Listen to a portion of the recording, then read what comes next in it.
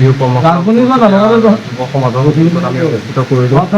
বহুত এটা আশা আছিলে যে উত্তৰ অঞ্চলৰ এখন বিহু কৰ্মশালা আয়োজন কৰা, আৰু যিটো আমি উত্তৰ সমাজ সকলো একত্ৰিত আমি সেই আজি অনুষ্ঠানত সাফল্যমণ্ডিত কৰাত আমাৰ সহায় হ'ল। আৰু লগতে আমাৰ উত্তৰ অঞ্চলৰ প্ৰায় 140গৰাকী শিক্ষাৰ্থী আহি আমাৰ মাজত উপস্থিত হ'লহি, আৰু লগতে আপোনালোকো আজি আমাৰ সামৰণি অনুষ্ঠানৰ মাজত উপস্থিত হোৱাৰ বাবে আপোনালোকক ধন্যবাদ জ্ঞাপন কৰিছোঁ।